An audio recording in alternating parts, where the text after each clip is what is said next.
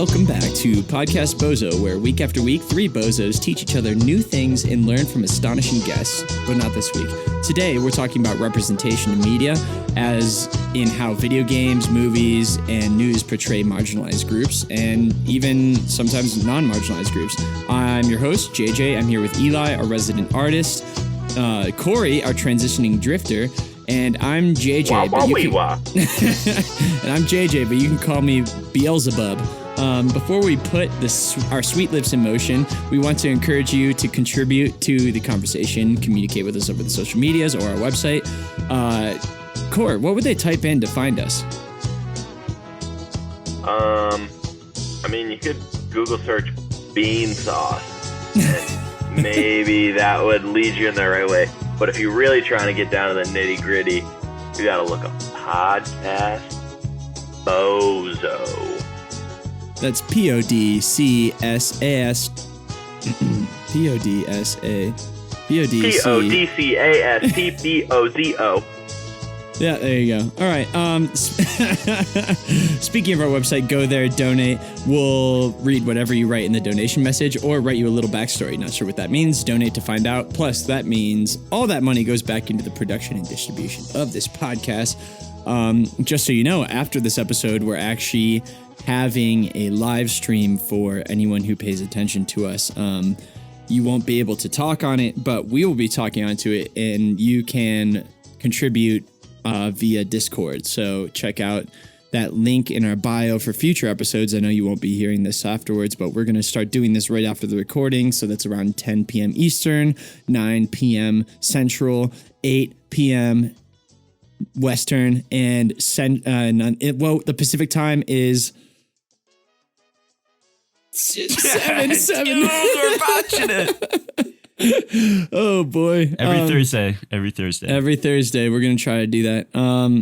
Well, that was a rough intro. Right after we were talking about doing the intro in a more organized way, I just asserted my point. Old habits die hard. Oh boy. How were the boys' weeks? One thing we didn't get to talk about last week because we had a pesky guest on. But you've had some troubles with Comcast, and I feel like you've had a chip on your shoulder that you've been wanting to air out. I kind of got rid of it, the grudge, and now you're bringing it back out of me. But it was 3 fucking weeks of dealing with Xfinity customer support, which I could write a paper about all of its flaws. But really, I'm not an angry person, but it fueled me up with such anger that I threw a tantrum. Like, I screamed into a pillow and punched my bed a bunch of times, and I felt like a 5-year-old child again. It brought that side out of me. You were physically angry at the Comcast people? Oh, I was so angry. I was daydreaming about seeing the Tom Krasansk, the CEO of customer service. I was dreaming about running into this guy outside of his house and ripping his jaw off of his head, like Mortal Kombat fatalities. It started out as I want to like fart on his pillow, find out where he lives. And then it just got so much more violent from there. That smug son of a bitch scumbag. Fuck you, Tom K. Wow, we're boiling up some old feelings. Did you take this frustration, this anger out on the people you talk to on the phone who have absolutely no part in any of the problems you're having? I was actually so nice to them. I would hype them up. I told them that they changed my life, my knights in shining armor. To one guy, I said, I'm taking a screenshot of this chat and getting it framed next to my bedside because that's how much you changed my life. You're like trying to get them to go the extra mile for you. Not even. It's just like I feel bad for them because they're dealing with angry customers like me all day. But yeah, they're set I just up had for fun failure with it. But no, I was mad at the people who designed the setup. It's a very Tom Krasansk. Can you write it down Tom on the Bozo pad? Tom Kazantz. I'm going to add him. Listeners, I've started. If you want to hit up Tom Kazantz, you send him one of those Dick Fetty bombs. Glitter bomb him. Dick Fetty. Mm-hmm. Or like those chocolate dicks. Oh, that's good. That's not harmful, but funny.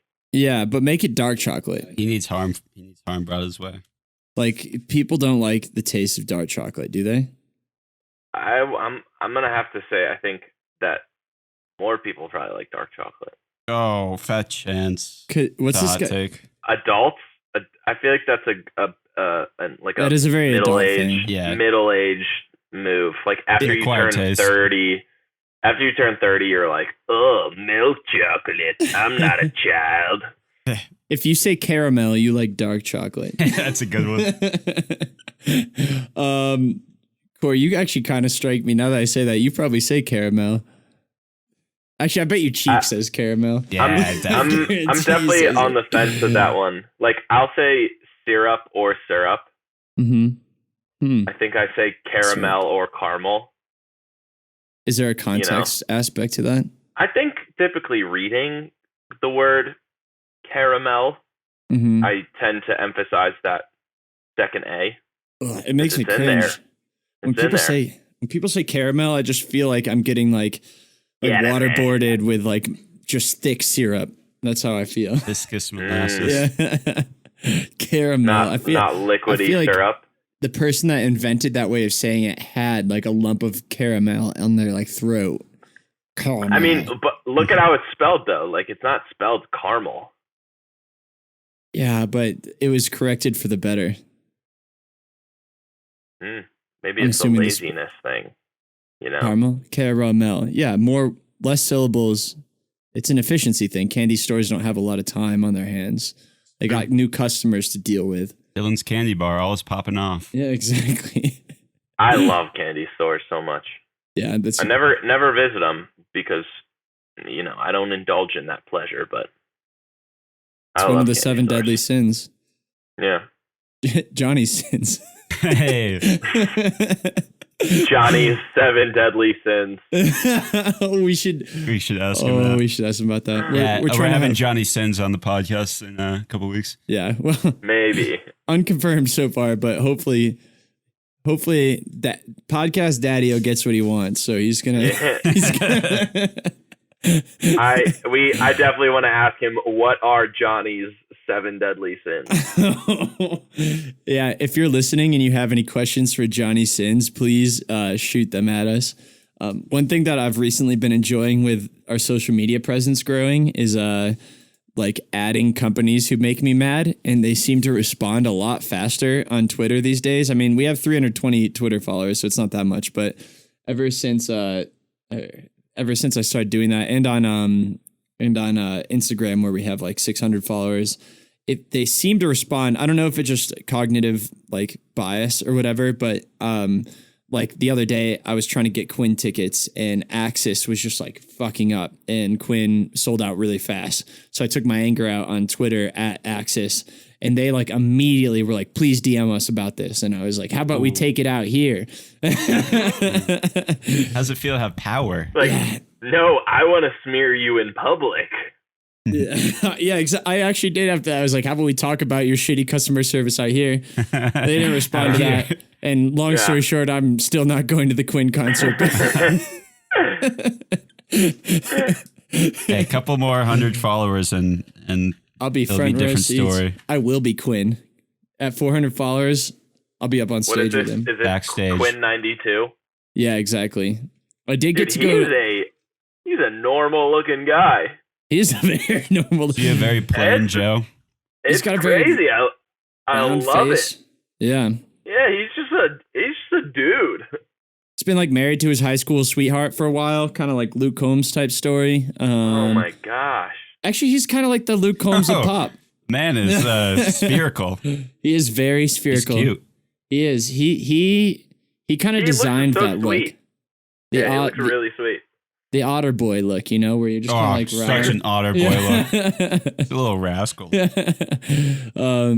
But yeah, he's coming to town. That's a filter. Oh, well, shout out Quinn. Core, have you been able to tell us about your week yet? No, your first episode was on a topic. No, I had a good week. It was pretty busy. I was thinking about it today, though. I don't really know what I did on Monday. Went to the bank, counted a lot of coins, put coins into coin sleeves. You go to the bank still? Not a fucking chance. I'm paying 12% on my cut to get my coins changed to cash. So I put all my coins in sleeves. I wonder if Johnny Sins puts his coins in sleeves, if you know what I'm talking about. He's got hard coin sleeves. Sleeve it up. Yeah. Never give up. Let's see. Wednesday, I went to a live stream, or it was a live filming of a live performance of this really amazing up and coming alternative rock artist, Briston Maroney. Check him out if you don't know who he is. But he released an album about 3 weeks ago, I think, a month ago, and he played it through for a video. They filmed it, and I was an extra in the background. I'm friends with the guy that directed the video, and the inspiration for the extras, my position, was he had been to this jazz club recently, and there were tables like outside the club with no windows or anything looking in. So like the people inside were obviously drawn in by the music, interested, or the people outside drawn in by the music, interested by it, but they couldn't see anything. So it was like this idea of kind of being a part of the performance and getting to hear it, but not being able to see it. So he had the band set up, and then he had a screen or a sheet kind of behind him. It was kind of sheer, like you could kind of see through it. And then up on this stage behind, it was me and let's see, 8 other people sitting at tables being served Olive Garden. What? So we were just sitting there eating pasta. A curveball. And it was funny. It was a lot of fun. I got to listen to the album live. This guy is an amazing performer. Band was great too. And yeah, it's just cool to get to be a part of that very interesting experience. And I got some free Olive Garden. That's your second music video appearance, isn't it? I've been in a few now. I've been in a few. Well, who's counting? Yeah, I actually had the lead role, or the co-lead role in this director's music project. He did some videos, and I had a role in those. What is it about you that makes people want to put you in music videos? I have a lot of time on my hands. And this guy knows that. Let's see who could do this right now. Yeah, exactly. He's like, who doesn't have a 9 to 5 every single day of the week? Oh, okay, yeah. You. Is this the same guy you work for? No, I'm being. Okay. This is a friendly relationship. He's just a young like creative director in Nashville. Cool guy. But I have one of his cameras right now, so I guess we're kind of even. Not really. His camera cost $30, but alas, it was a pretty good week. It's been exhausting. I got a lot of stuff I got to do still. Nice. Well, hopefully this will keep you from doing it. Yeah, that's the idea, right? I'm a master procrastinator. Unlike Johnny Sins, who is a master ejaculator. He has mastered that. Yeah. Johnny, we love you. If this is your first time listening, congrats on making it this far. I promise we're getting somewhere. Yeah, so that's a 20-minute intro. That ain't bad. Yeah, so today, if you guys don't mind jumping into the Topeka, which is the capital of Ohio or Kansas. Let's talk about representation in media. We're kind of taking a different approach on the topics today. We're taking the true crime approach is what I'm going to call it, where we all kind of looked into our own avenues and we're going to have a conversation about it. We've been framing ourselves as educators prior to this episode, but I want to be more of a thought provoker. So let's talk about some stuff. I guess the opening sentiment that we kind of agreed on here was that and this isn't from me, so a lot of this stuff that we're going to talk about today, we're three, if you haven't heard it yet in our voices, we are three white men that have no experience with anything that we're about to talk about. But a take that I've heard a lot of recently is that like marginalized groups are kind of sick of walking white people through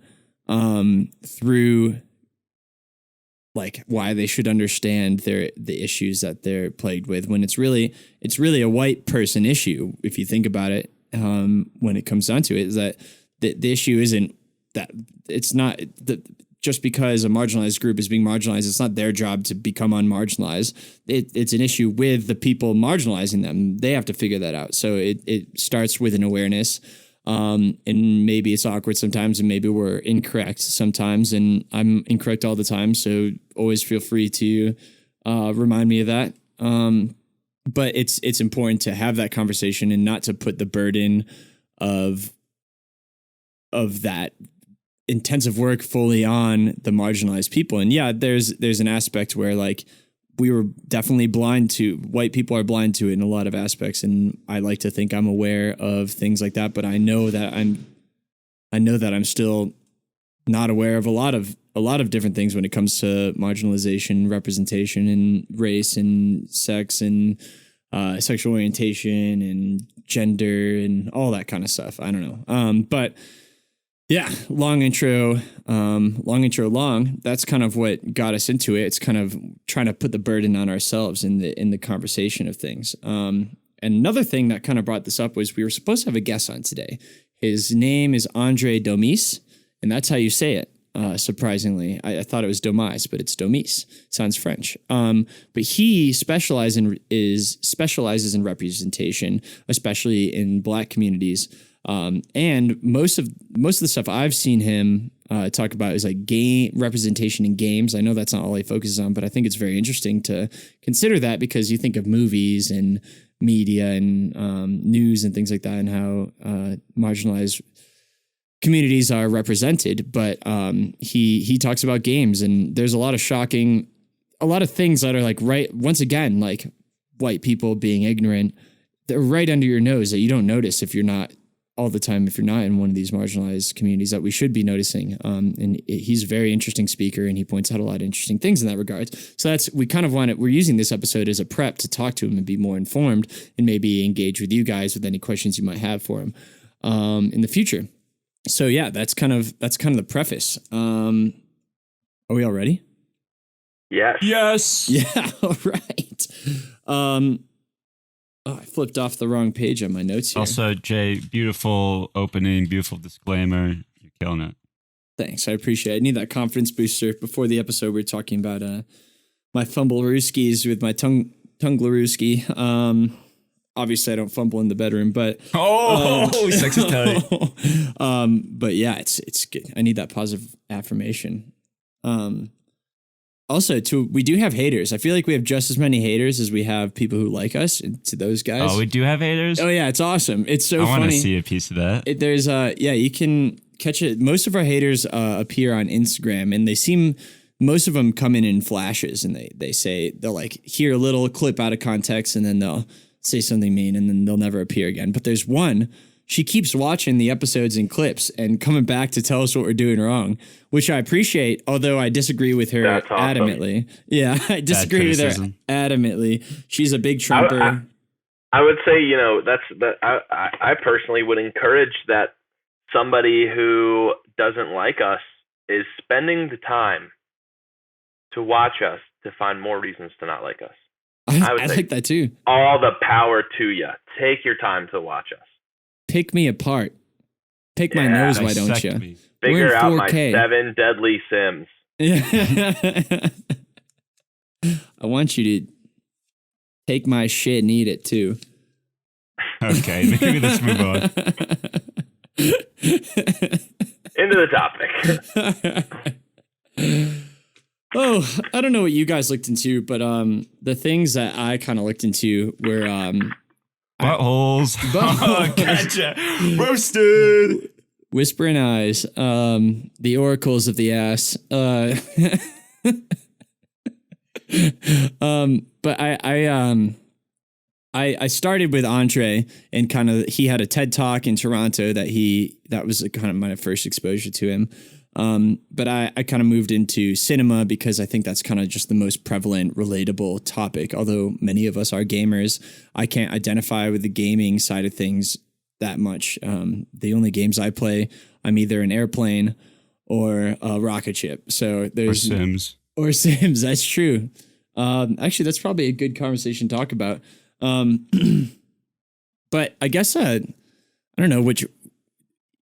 There's a bunch of marginalized audiences out there, but the most interesting one that struck me was the trans audience, and how that's represented. And I think trans isn't new, but how society perceives trans and how they're accepting that is definitely an evolving feature right now. As with everything, basically, society isn't perfect with anything quite yet, but with how trans people are perceived, I thought it was very interesting to look through cinema and watch a couple videos and read some articles on kind of how trans people are typically perceived in media. Some statistics that I saw was that like 20%, I think it's what is the alliance, the gay and lesbian alliance? I don't know. It's an LGBTQT type group that's actually been around longer. And they went back and analyzed every movie in major cinema in the last like 10 to 15 years, and they took note of every time a trans person was portrayed in these movies. And it was something like 20% of the time trans people were portrayed in cinema, they were the villain. 20% of the time they were the villain. 40% of the time they were someone in need of help or a victim, like just a blatant victim, maybe an object of saving, and then another 20% of the time they were a sex worker. And I feel like for me, that's the most familiar representation of trans people in cinema that I can think of. And they really boiled down kind of like the perceptions that social media, that cinema portrays for trans people. One being, a good example was Ace Ventura. I don't know if you guys remember the trans representation in Ace Ventura, but it was at the end of the first one. Yeah, it was that cop that was like that betrayed him, and one of the big problematic issues that you will see that transcends all misrepresentation of all marginalized groups is they use their stereotyped qualities as part of their villainous personality. So inherently, there's nothing wrong with a trans person being the villain, but when you make parts of being trans part of why they're the villain, that's when it becomes an issue. So to be more specific, when in Ace Ventura, they depict this girl that he's like falling in love with that ends up being a trans. She ends up being trans, but she's a woman, and and he kind of like falls in love with her and like sexually begins to get involved with her. And then he finds out that she has a penis, and that's how Jim Carrey discovers that she is the villain, because inherently by being deceitful about her gender, as the movie depicts it, she is then therefore deceitful and a villain. And it goes like 5 minutes into depicting him like cleaning himself as if he was like a sex crime victim, in like a shower, and like burning his clothes and things like that. And like retrospectively, like I'm sure, being an insensitive, unaware child, that I laughed at that scene, and many more like it. There's a whole list of scenes almost exactly like that, where it depicts it like the hijinks or the funny or the punchline or like the you got 'em scenario is when you find out that a trans woman has a penis, or when the or like the male, or it's like another classic depiction is a trans male who is like really strong and big and masculine seeming, as the stereotype goes. And that's like the kind of villainous portrayal. But back to the main point, the issue there is that like not that they're trans and a villain. It should be just that if a trans person is going to be a villain, it should be that they are trans and a villain. It should be that their story is written so they don't need to announce that they are trans or gay or black or Asian or white or a super masculine white male. Like these are not things that the push for proper representation is not in just representing, it's in representing accurately. So if you think of being a white person watching a movie, you get to see yourself in just about every way imagined. Like a lot of the pushback arguments that I see are like involve things like, oh, I'm the white male is also the villain in some movies, or the white male is sometimes portrayed as a pervert or whatever, or and that's kind of like the pushback argument. But the issue with that is that you can frequently and very accessibly see a white person in just about a white male specifically in just about any role that you can imagine, any version of that role. It's very much less likely that you see any marginalized person portrayed that way, in that kind of wide spectrum of roles. I don't know if this is rendering any examples for you guys in terms of. Will you pass me that weird box on the bed?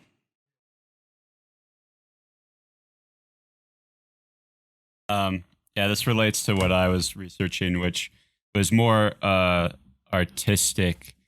Let me pull it up. This guy, the absolute fella, David Gordon, on a video called "Creating Diversity Through Character Development," talks about how artists should draw people outside of their bubble. So, like, as an artist, I have the urge to like draw people I see, but then I'm like, am I stepping on any toes? Am I doing something wrong by drawing someone who's not my race? All this. So I watched this video, pretty timely, like unrelated to this episode. Really? Yeah. I've been wanting to watch it, and then I messaged about it earlier, and then you pulled up with it. Yeah. But anyways, he talks about how it's important for people to go outside of their bubbles and represent other people of races, identities, because it just makes a more well-rounded world. And you want people viewing your stuff to identify and feel involved in the world that you're building. And one of the things he talks about is like the main thing, the pitfall he talks about is avoiding cliches and not just creating another stereotype of the character. Mm-hmm. And then in that, he brings up examples of like, I haven't heard of these, but I thought it was kind of funny. There's, he tells the story, there's the Hispanic trope where there's like 3 different names that they only use. It's like Ramirez or Rodriguez. There's another trope, which is called the magical black guy, which is like a black supporting stock character who just comes out of nowhere, helps the protagonist, and then just like vanishes into the mist. Which I can't think of any movies where that happens off the top of my head, but Will Smith is in one of them. Green Mile. That one reminds me of one. I mean, he's a main character in it, but he's like has these like healing powers. He just comes in. He's in jail, and he just comes in. He's like a murderer. He's just there and conveniently and has magic powers. I think he's kind of a main character, so that might be a bad example. But what if do you know? Does was the speaker in this video in a marginalized community himself? He's a black guy. Yeah. Grew up in like middle class. But he draws a lot of black characters, and he does tutorials on like how to draw braids and other difficult stuff. Well, that's cool. Like, so you could visually represent them properly, like I guess specifically black communities in that regard. But that's an interesting thing that I didn't think about, is that you'd have to you have to think about how to properly depict someone in a marginalized community too. And one thing he talks about is there's like an example of this group of people asks, I'm doing a project on Indigenous people in Canada. How do we do it properly? And the answer, as is with like any other group, is you have to talk to them and ask them how, what their life is. You have to understand them, understand how they feel, and then run it by them before you do something about it. So like with the Disney movie, what was the one, Soul, the jazz player? The Disney crew who was doing Soul, they realized it's going to be about a black guy, jazz music, and then no one in that room black or knew anything about jazz. So they found people who were, and then they wrote the story. You have to go to the person that you're trying to depict and have them tell you what it's about. Right. So that's interesting. I mean, that was something I came across too, is that with a movie like Soul, well, I guess Soul doesn't count because they actually do show his skin color in the first bit of the movie, right? But he becomes like a blue blob afterwards, Yeah. And so they have to embody whatever that culture would be of the person they're trying to depict. And sometimes that is a tough, like there's a lot of video games, Andrew Domis was talking about this, where like there's not explicitly a black race in a video game, but they're from another planet and they talk the way you would stereotypically imagine someone like that talking, and they're big and they're really good with their hands as features of their like fighting, and it's kind of then they have like low intelligence scores. Yeah, exactly. So when you're doing that due diligence in terms of like going out into a community and talking about how you're going to represent someone that might be considered in there, in that community, is there a fear of being like tokenizing them? And like, because I mean, no matter what you do, you're going to end up portraying a stereotype, right? Like in some way, or or making a new one. Like, well, I mean, I don't know what making a new one would be, but he talks about, someone was like, asked him, how do I avoid falling into pits of stereotypes and cliches? And he said, just do the opposite. Like, understand what the stereotype is and then just reverse it, but then also make them interesting by adding a weird element to them as well, something unique. So like, just understand the way that they're commonly depicted and, switch it up. So what happens to, go ahead, Corey. I was thinking about that, and what, just like when I was kind of reading about kind of ideas around representation, it's like, the concept is like everyone forms their opinion based off of what they've seen. Typically that's in the media. And so because representation of minority characters has been so low and so poor, typically stereotyped, it's like there's so few versions of these people that the general public sees. And like the problem with that is that obviously there's these mass expansive versions of pick your minority group, and there's a person in each of those groups that is probably the exact same as you. They're just a member of that minority group. So I think that's like something that I was thinking about, where it's like there's most likely somebody who is completely the same as you in everything but a characteristic that makes them marginalized. You know, pick something. There's probably like a young black dude who likes the exact same music as me, who, you know, does a similar thing, but he's black, I'm white, but you're not seeing that kind of thing in the media. Whereas, like Jay, you were saying earlier, it's like for so long, so consistently, there's like so many representations of white people, you know, just like ideas of just like, oh, there's your normal plain old white dude. Well, it's like there's a normal plain old fill in the blank dude or gal or they, you know, whatever, that is just so infrequently or honestly never portrayed in any TV or film. So it's like so many people just don't have that ability to conceptualize that is a real thing. Yeah, and that's tough on people because they have trouble identifying themselves and whatever creative thing that they're looking at, or media even. And that's why representation is important.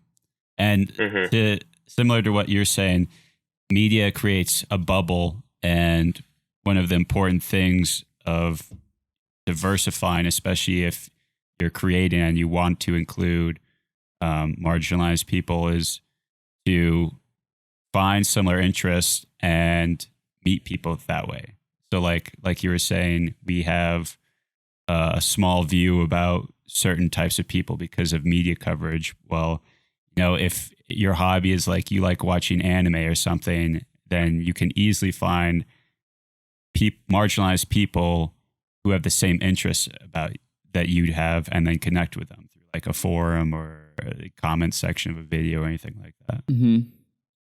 It's an interesting aspect of social media too, is that it could possibly, well, at the same time, very obviously has negative effects on race and stereotypes and gender and ethnicity. At the same time, could add a level of anonymity. Did I say that right? And anonymousness. Anonymity. Anonymity. It could add that aspect to interactions where like communities are more oriented towards interests, like a Reddit or something like that. Although Reddit can be a toxic place as well. But I wonder, this might be a question more for Andre, but I want to pose it for now. But what is the balance between respecting someone's like heritage or culture and straying away from stereotypes? Say that again. That's a good question. I think maybe I can, like, in giving an answer, describe this better, or describe it to you, Eli. But it's like,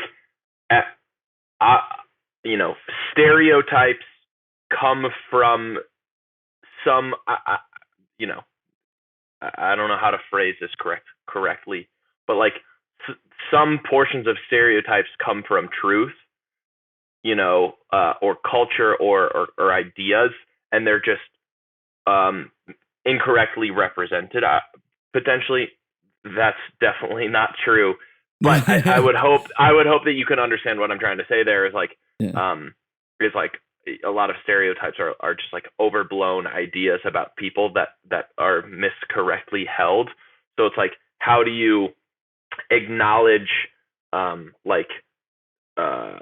cultural aspects or like personality traits that you can associate with some groups, or maybe not personality, but just like traits that you can associate with some groups in a respectful way, not blowing them to a place where it becomes harmfully stereotypical. Right. And maybe without making an assumption that seems like a definitive answer, but my stab at it would maybe be, would be like you treating anyone as an individual with their individual traits while acknowledging their past, which may be common with some people, you know? So that kind of seems like the idea of like, oh, here's one type of person who comes from this group. Exactly. But this person does not represent everyone that comes from this group. And we sound like a bunch of awkward old dads trying to tiptoe around a subject. Like a bunch of white dudes who don't have experience with it. But this is the best I know how to do it. So yeah, I actually, a few things have actually come to mind for me of like things that I maybe have had a little bit more experience with race recently, but it's like in terms of representation, I was talking with my neighbor last week, just chatting about his life and stuff, talking about my life.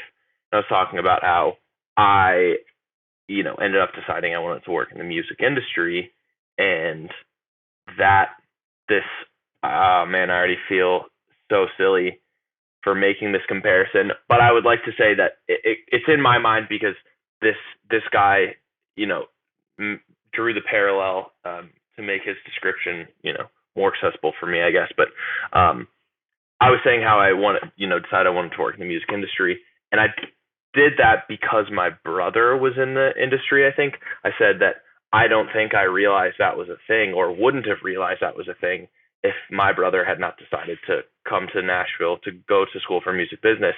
That I just didn't know anyone who had done that before, like or participated in that. And so I'm talking with my neighbor who is in his 40s, gay guy. He grew up super Christian, was always super Christian. He came out like 6 years ago, and like was a closeted gay for almost his entire life, like 30 something years. And he said that for him, it was so much of like not really being able to come to terms with it himself, because of his religion. And he was like, this is like maybe not good, but also B, because he said growing up, he didn't know anybody that was openly gay. So he was like, in his mind, like in his like world, in the lexicon of how he existed, that wasn't a thing. Like being gay, being publicly gay was just not an option. It just didn't exist. Like that wasn't an idea. And he didn't express it in like a, like, woe is me, like I was stifled. It was like I literally did not know that was a possibility, which I think is like an interesting, harmful part of a lack of representation, that you can see with across the board with any marginalized or minority group, is like without the representation of that being a thing, of person of X type existing in X community, how are people supposed to know that? And like, so, and like with white people, it's like, there's so many white people in movies and TV. And so they're always in just like X random scenario with X personality. But like so often in movies and TV, you have people of marginalized minority groups depicted in a certain way, not frequently depicted in tons of different ways. So it's like very harmful because that one way is sometimes taken as like canon for people who are like, oh, that's how it is. And it's like, no, that's just one version. There's so many millions of possibilities and combinations, and people just don't understand that spectrum that can exist. Like how JJ was saying that trans people are only categorized into like 4 different types. Sex worker, villain, yada yada. But very pertinent example, Corey. It makes me think of like, I gotta think that I've heard this somewhere else, but like the phrase like anything is possible is definitely a privileged imagination of a privileged figment of a white man's imagination. Like that sentiment is definitely like something that we are privileged enough to believe, where like because we've been shown every single example of what is possible to do, where like I don't know, people are creative and they're out there being creative and have creative minds, but still takes examples to be able to see yourself in certain spots. Yeah. And conversely, if you're shown you're limited to certain roles, that's like the opposite, where like being encouraged to fly would be the equivalent of anything is possible, and you are a sex worker villain or victim is the squashed version of that, and being like the foot of oppression being put down on someone and saying this is what you're confined to, you know. Yeah, I'm in. I was telling you guys about how I'm reading Obama's book, A Promised Land, and a big thing that he brings up occasionally in the book is like, he's like, I told Michelle, and I'm sure other people too, when he decided to run for president, he was like, a huge reason for me, a huge importance in my decision is to make this concept available and real to young black children, that there or black, brown, whatever, that there can be somebody who looks like them in that position, that is a real possibility, a real path that they could take, whereas because before him it was like, well, that's never been done before, like, is that a thing? Like, who knows? Kids growing up like never see a black person as president, so they kind of write it off as like, oh well, I'm black, I can't do that. But it's like, he was like, I'm going to do this so all these kids can look and be like, oh, I can do that. That's something, I can literally hold the highest office in the U.S., or even a kid somewhere else being like, oh, that's possible for someone of my, marginalized group or minority group to like take a position like that, which is like cool. It's like he's like that spearhead of representation, like being like, hey, let me show you guys, we can do it, Yeah. I think a big part of that is, well, the first thing that comes to mind, I guess, is that like we will never know that feeling to like see an example like that or to not see an example like that.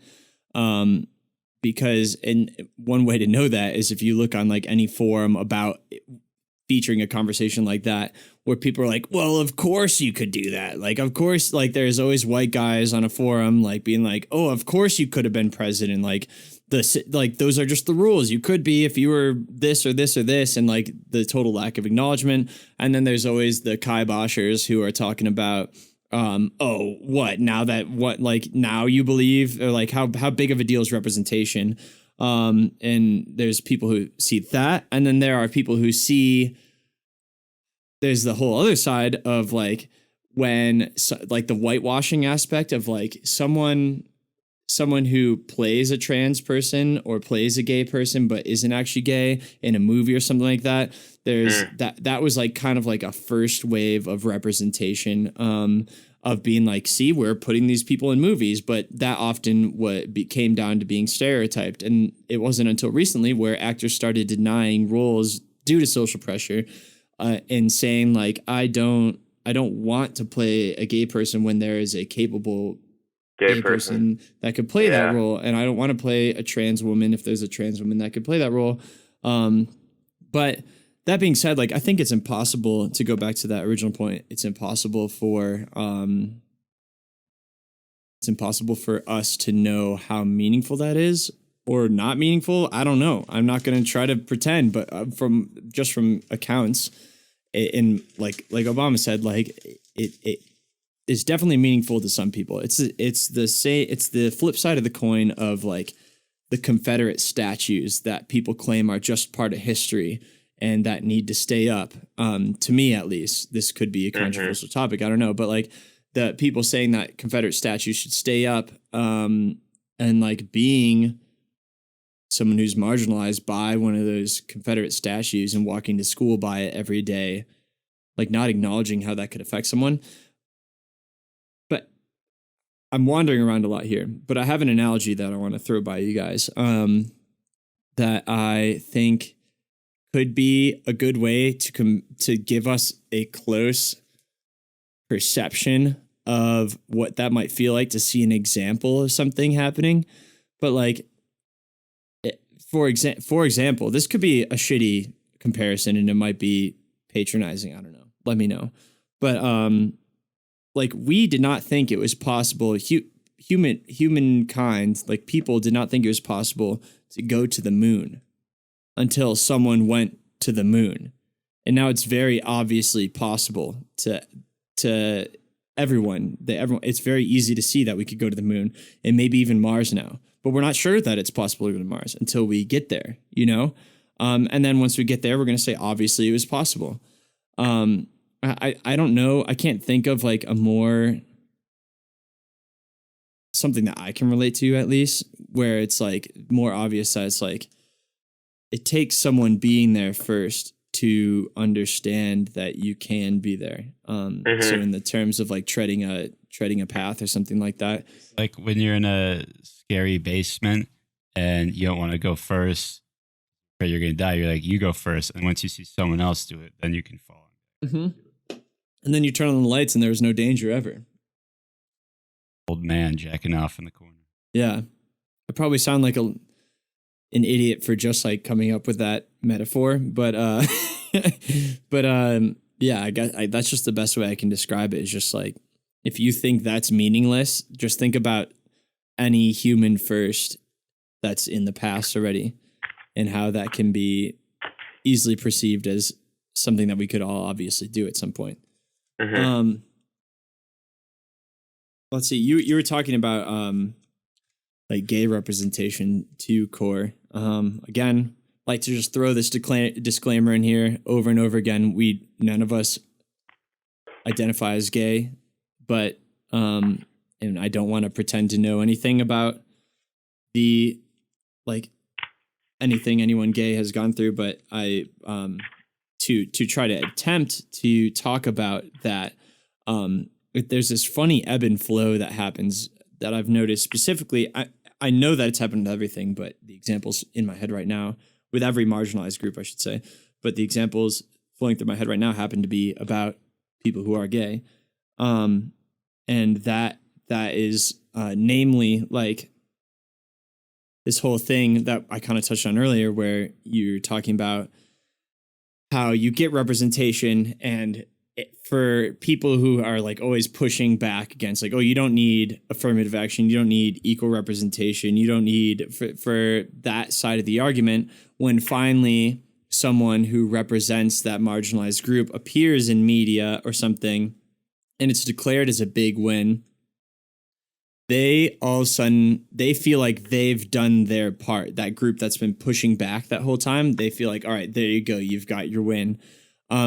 And then meanwhile, there's always going to be something wrong with the way that that marginalized group was represented in said media, film, or whatever it was. Say it's a movie that that finally there's a gay main character, but it wasn't played by a gay person, and they kind of acted to the stereotype, and the stereotypes kind of contributed to their character. Those are all problematic these days. But back in the day, when that happened for the first time, or when it happened in kind of a good light for the first time, a lot of people who had pushed against it for a long time were like, there you go, now we have equal representation.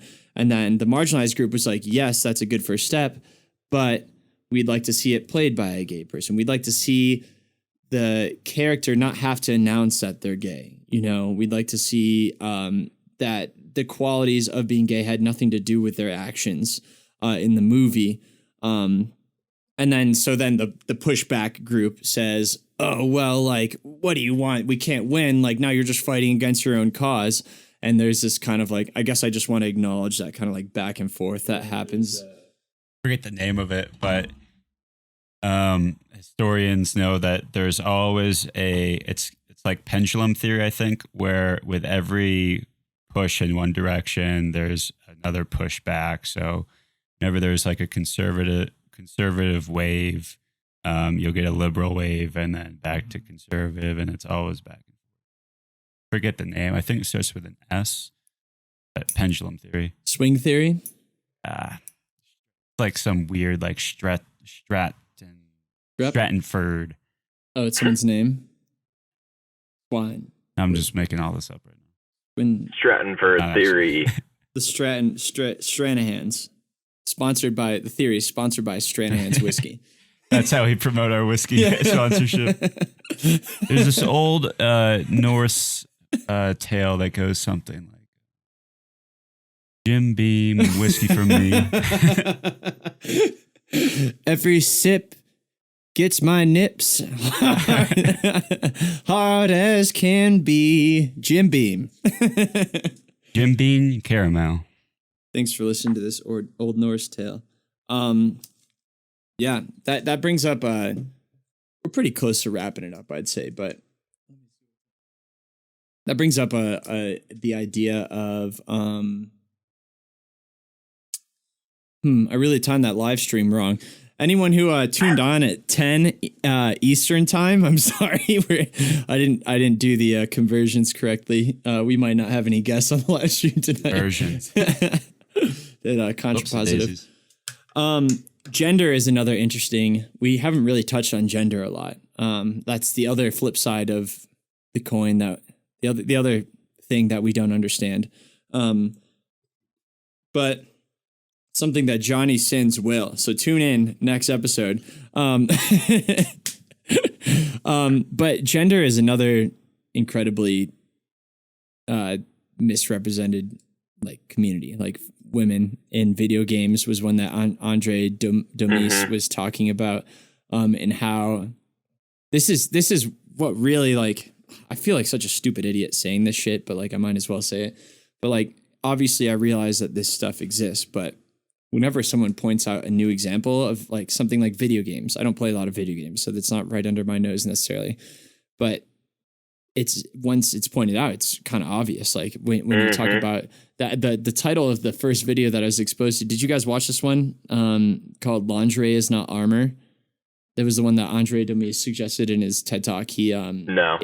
is basically it's a series of feminism videos explaining different parts of culture, and this one happened to be about video games.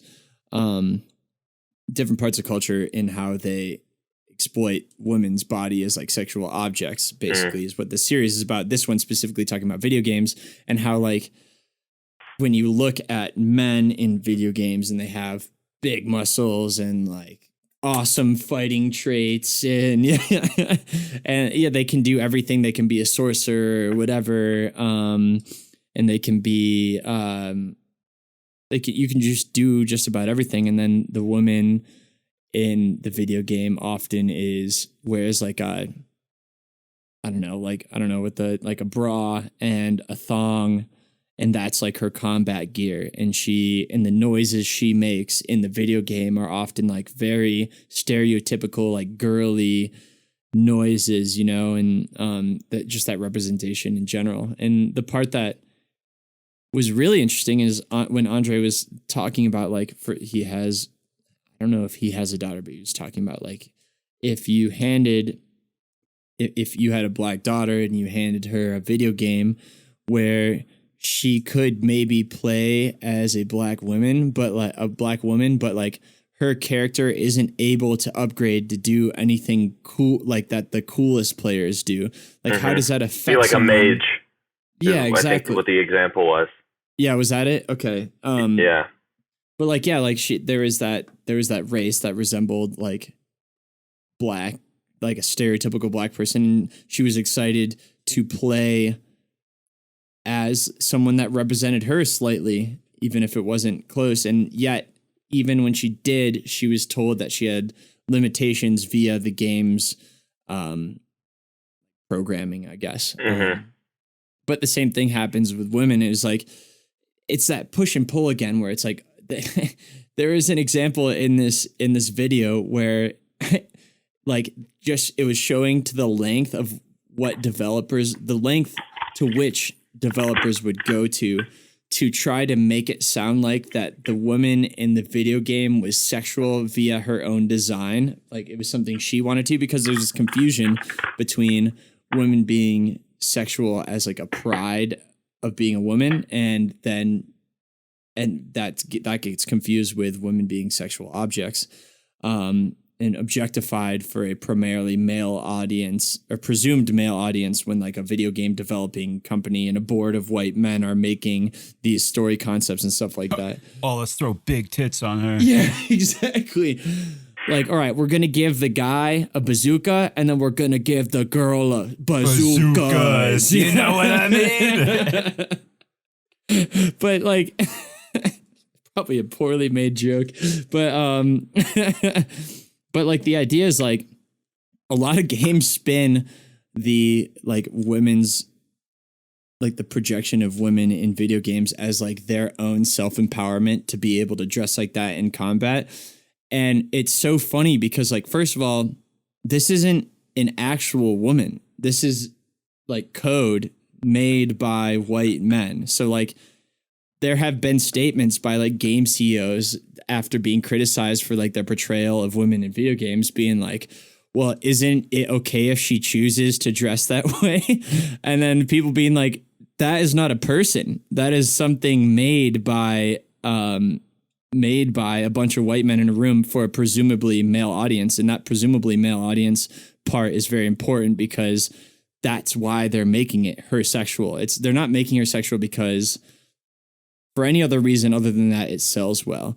And like a lot of the way women are portrayed in video games is like as a accomplishment to either get the woman or like you have to complete a series of tasks to win the woman over and get to the sex cutscene or things like that.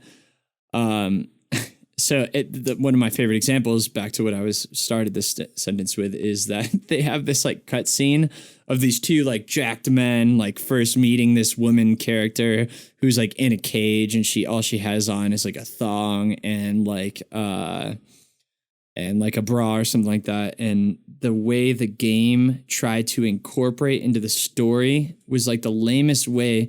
There, like the guy walks up to the jail cell and the guard is like, she refused. Like we've tried to put clothes on her multiple times, but she's refused to wear them.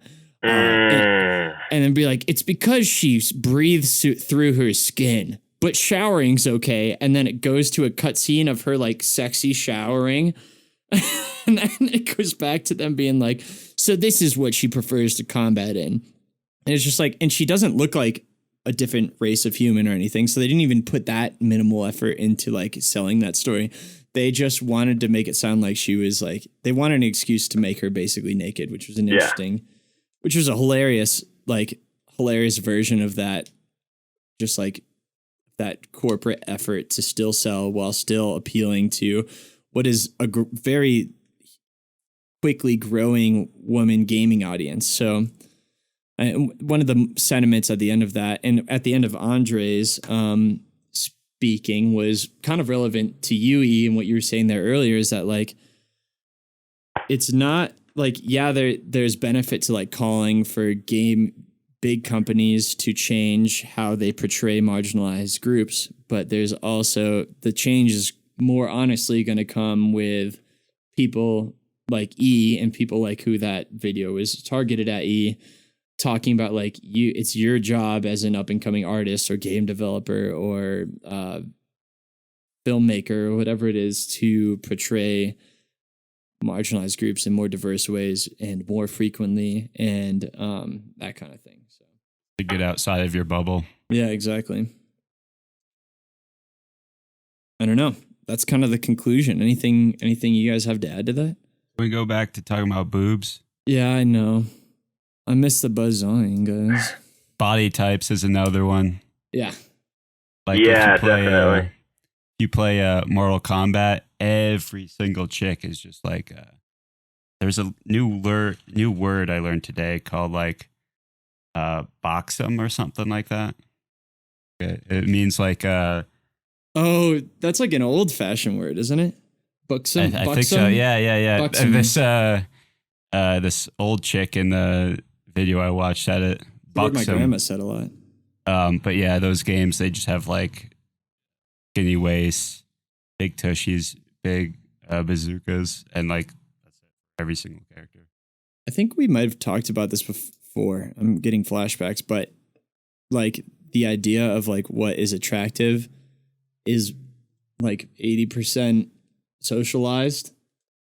And it's just like funny to watch, like, as time progresses, what different depictions of like attractive women look like. Sexy. Yeah. And then to see people argue that it's biological, but like to know factually that in history, what an attractive woman has looked very differently. And it's just like, to me, it's a hopeful argument to saying that like, no, we're not wired this way. This is how we should be treating it differently. Neanderthals used to love the voluptuous woman. It's a sign of health. Fertility. Oh, fertility. That's what it was. I think it was medieval that they liked like people with more weight on them because it was a sign that they were wealthy and could afford to eat. And as a status symbol. Big plump kings. Yeah. Oh, well, I can't wait for our fat kings. Even now, you can see it like with like all the injections and the fillers that like women are getting. Like, it's definitely. I mean, I would think it's totally a fad. Like, I'm sure at least large parts of society will look back on that in 10 years and be like, ooh, like what were people thinking? Or not 10 years, but there'll be a cycle at some point where it's like, that's not what we want. Yeah. Yeah. It's like, I won't make that. I don't know. Well, no, I have to. What go ahead. No, bail me out. Yeah. I love are those dumb advertisements of when you get on some weird site. I don't know where you're doing something illegal probably. Mm-hmm. You get all those like very erotic porn advertisements for games. Like, you're talking about like when you go on porn sites, E? No, like when you go on like stream movies or something, and it's like, can't let your girlfriend watch you play this game, and there's just got like the most absurdly large tits you've ever seen on a woman.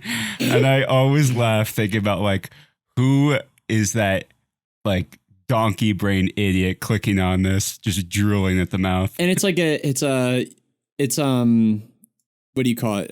It's 3D. It's like 3D, right? Like, it's not a real person too. So it's like, who is so horny that like this shitty rendering of a woman is like getting them excited? And I know that's definitely a group of people who like that like animated style of sexy women. Big but like, business for that. I'm trying to get into it.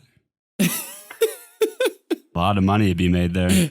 Can you make porn spam ad versions of for Corey, podcast Bozo? Yeah. Yes, dude. Remember Tiger King, how they took like all those pictures together, like the three dudes like on leopard carpet? You remember all this? Yeah, I think so. So I want to do that with us, like very erotic, sensual photos, like a fireman's calendar. Of them. Yeah, bingo. But naked firefighters with puppies. Oh, I would love Cheek that. would kill that. Cheek would kill that. Do it soon. I'm looking pretty good right now. Yeah.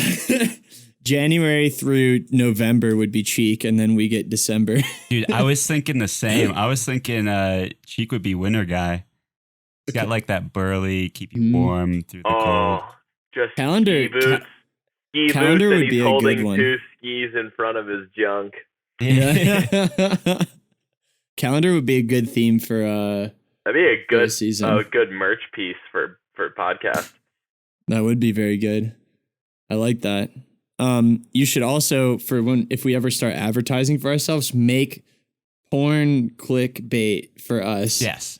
And and we'll do like I'll do the display advertising on like crappy sites and just like catfish guys into watching our show. They come in a podcast post.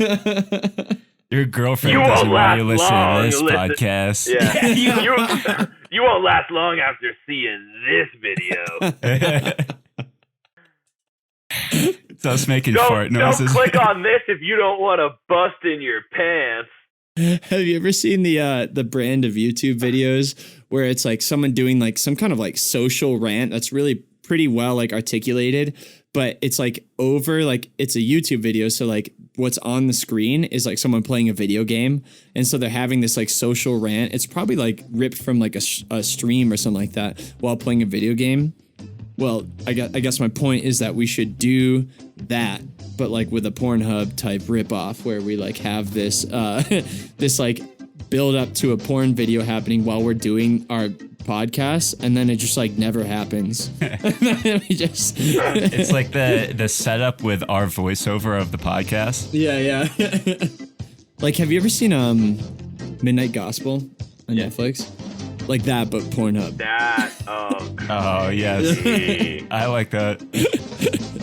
E, that's right up your alley too. You gotta. That could be your first big piece of work. Big piece of work. That's what we'll call it. Big piece of work. And we can work on what we talked about this episode by having you represent everyone properly. Exactly. Yeah. Or just represent everyone in different ways that are not stereotypical. You know. The sex industry and like the porn industry and like that plays a big. Or like representation is also largely affected by that industry as well. Yeah. Interestingly enough. Well, I'll read up on the Kama Sutra and in my work. All right, sounds good. Nice. That being said, Corey, to end this episode, would you scat for us? Biddy bida bida bo bo bida biddy bo biddy biddy biddy biddy bo biddy biddy biddy do. If anyone's on the live stream, we'll see you soon, and we'll digest this episode, make fun of E. Berg, and move forward. So thank y'all for joining.